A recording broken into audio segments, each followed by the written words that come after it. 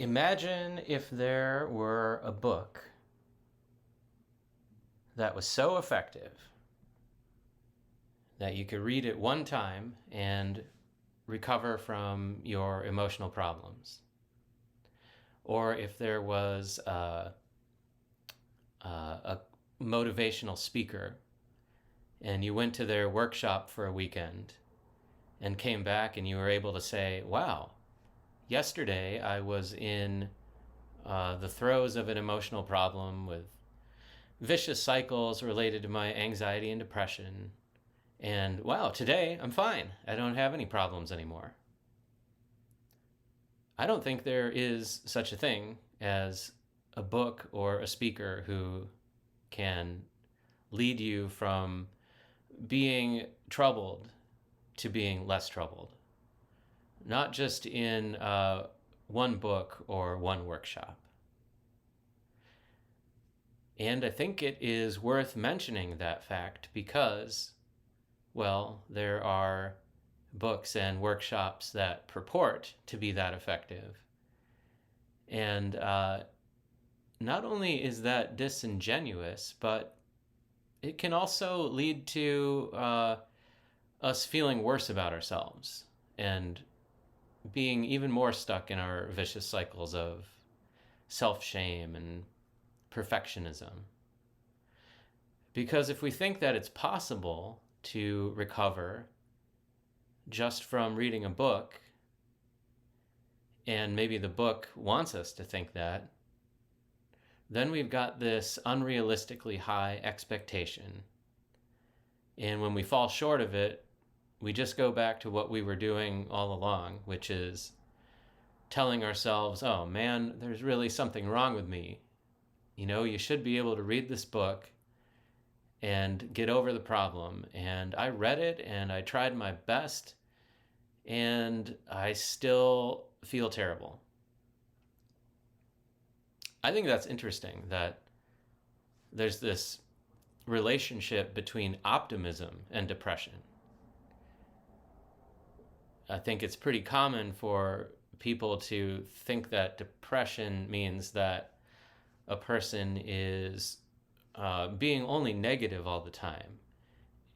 They're really always seeing the negative side of things, and they're not really able to be positive about stuff.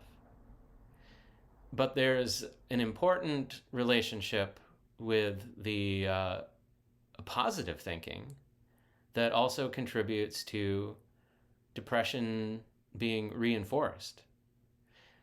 Because when we get optimistic, we say, well, I'm just going to,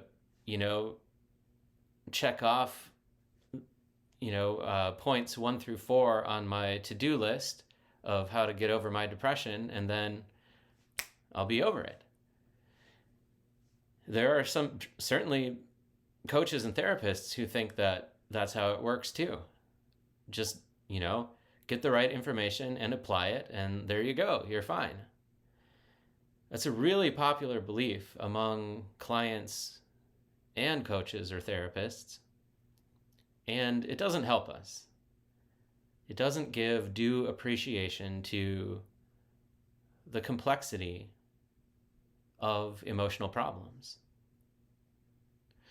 On the other hand, if you are working with a coach or a therapist and probably they've been through the emotional problems themselves, if they're going to be helpful, they're probably going to guide you through a slow and gradual process where you don't have such unrealistic optimism, but you have a more measured expectation of what's possible.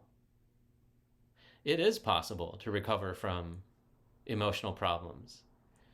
There are people who go from at one point in their life being stuck in vicious cycles where, they're depressed and they try to make themselves less depressed, and then that results in them feeling more depressed. Same cycle with anxiety. What's wrong with me? I've got all these fears. Oh man, I can't get over the fears. I'm afraid of my fear now, and it spirals. It's terrible. I've been through it. And I've also come far enough where I can look back and say, yeah, over the years, I have learned how to identify the nature of these vicious cycles. And I've gotten better and better at finding alternatives to that kind of self talk when I'm in the middle of it. And I've gone through relapses, and I've gotten to the point where I trust my relapses more and more. I'm able to see the relapsing as part of the cycle of recovery, part of the cycle of recovery. It is possible. But if it were easy, if somebody were to write a book and it was so effective that all you need to do was read the book and then you can recover, that book would spread like wildfire. And within a couple weeks, we would see the world go from the troubled place that it is to a place that looks very different, and where everybody is chilled out and balanced and well adjusted. And that doesn't describe society right now. We're not close to that.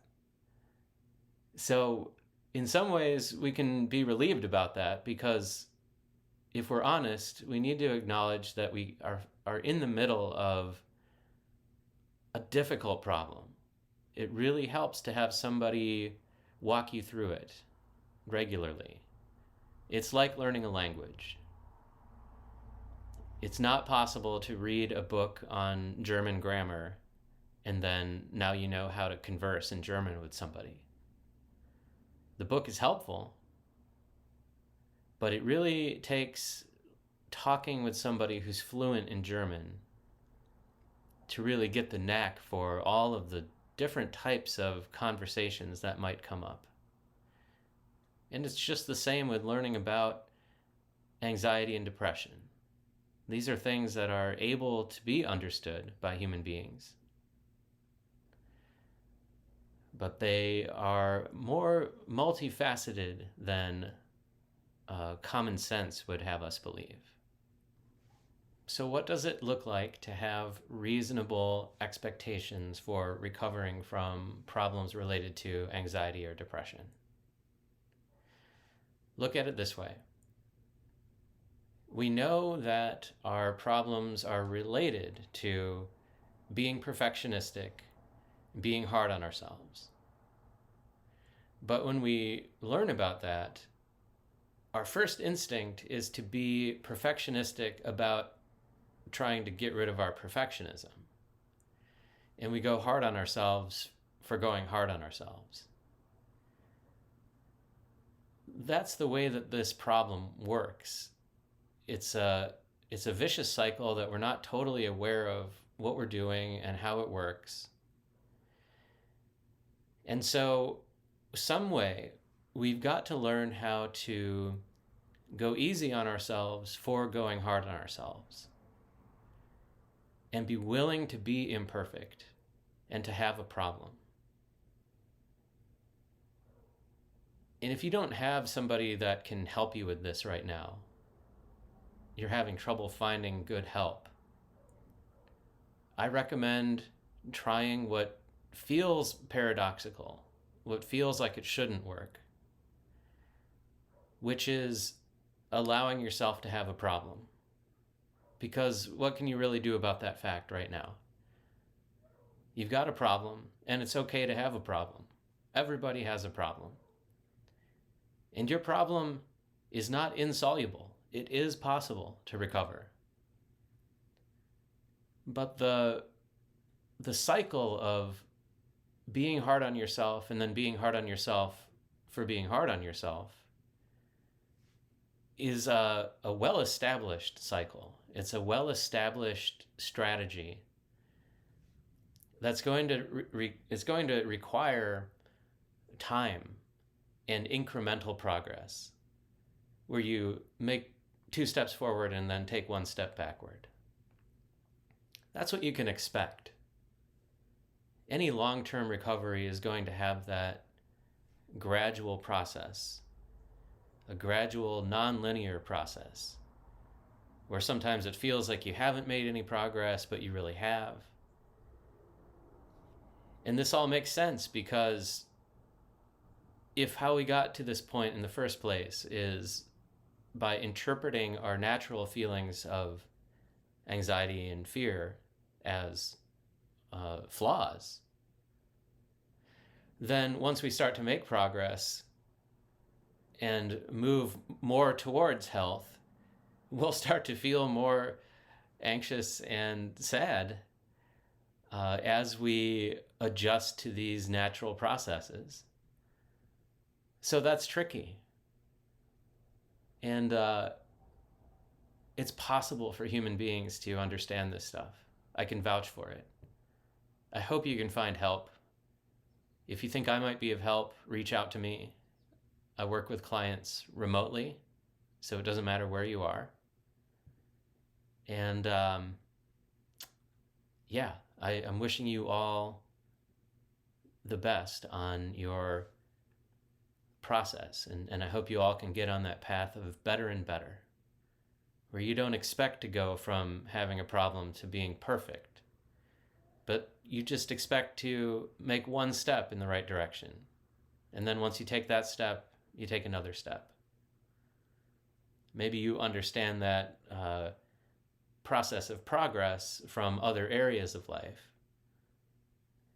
It's like that too with recovering from emotional problems. Okay, until I think of something else to make an episode about, I hope you all are well. Peace.